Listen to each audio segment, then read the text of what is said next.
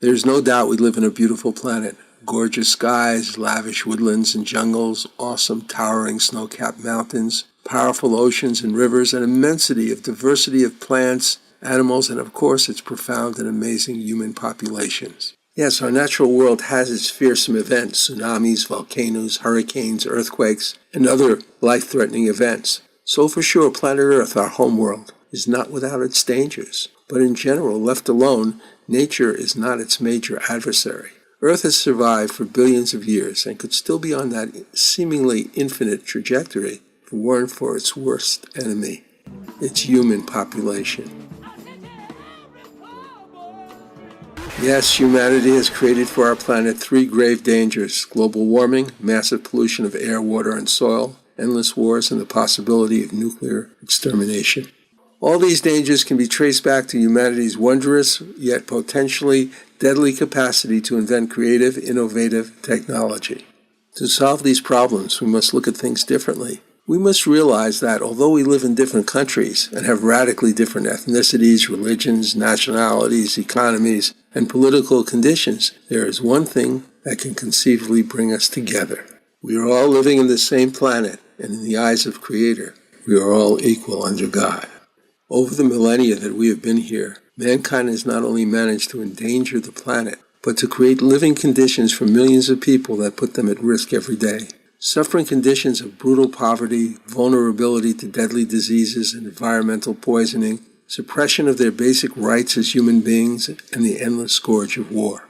The massive majority of human beings are indeed suffering under the tyranny of those who have tremendous wealth and power and view the rest of humanity and the planet itself as intended to serve their whims and irrefutable supremacy. At this point, their governance has put the very existence of planet Earth in danger because of their unfettered thirst for power and their reliance on brute force and the technology of weaponry to achieve that goal. To rectify that deplorable situation, we decided to create an organization with a more optimistic objective. To use the power of social networking, not for recreation or business purposes, but to empower people to take control over their lives, both individually and collectively, by intelligent grassroots action and the power of manifestation. The foundations of the Coalition for Planetary Empowerment are securely based on the famous Jeffersonian phrase from the United States Declaration of Independence.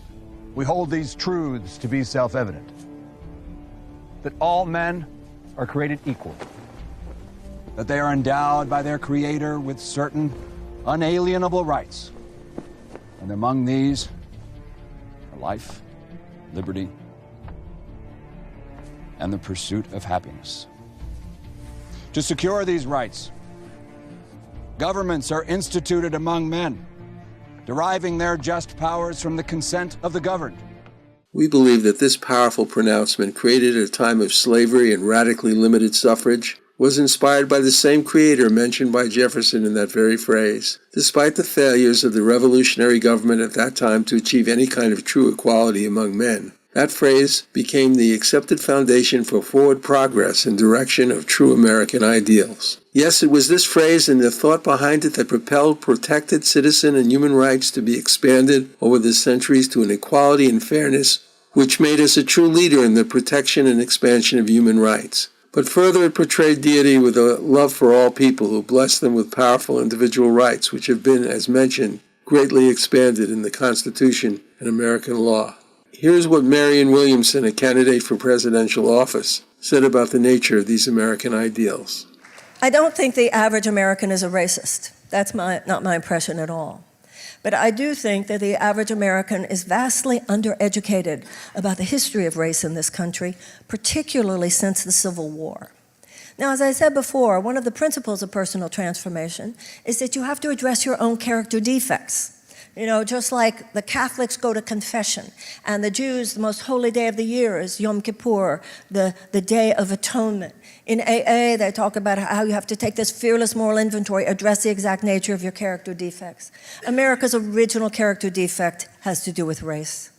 This country was founded on the most extraordinarily enlightened principles of life, liberty, and the pursuit of happiness, being given a God-given, unalienable right. The idea that all men are created equal. The idea that governments are instituted among men to secure our rights. And yet, 41 signers of the Declaration of Independence were themselves slave owners. So that dichotomy has been with us from the beginning. It has been with us from the beginning that we aspire to the most illumined principles, but often ourselves have been the most heinous perpetrators of transgression against them.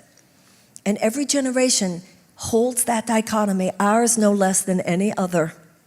And every generation decides for itself what will be the basic story of this generation. Are we going to go with the aristocratic paradigm? Are we going to go with the idea that only a few people should be free, only a few people should be entitled, only a few people, as the aristocratic system that this country was founded to repudiate was a system in which only a few people could own land, only a few people were entitled to wealth, only a few people were entitled to education, only a few people were entitled to materialize their dreams. And the entire idea of the American dream is that we should not cap anybody's dreams, that everybody should have a chance to soar.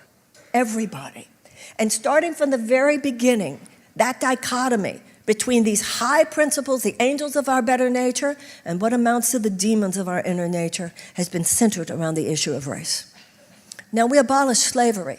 And it took another 100 years after the abolition of slavery to abolish institutionalized white supremacy and then segregation in the American South. And in the 1960s, we did dismantle the mechanisms of segregation, and we did pass a Voting Rights Act to ensure that Black people would have equal access to voting in America. Ladies and gentlemen, just like in any other relationship, in many ways, we've now slid backwards.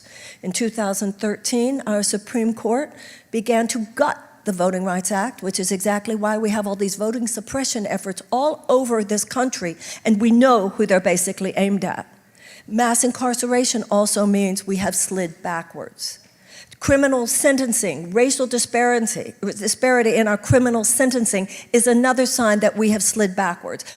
How can we achieve true change in our government and the role of business and media? By creating a righteous, vocal grassroots movement active in the creation of better paradigms for government, business, and media, a movement aligned with the nature and purpose of God's creation of the world and its human populations. By aligning ourselves correctly, not just in words or in ideals, but in real consciousness, we will be able to invoke the power of manifestation, which we will discuss further in our next video.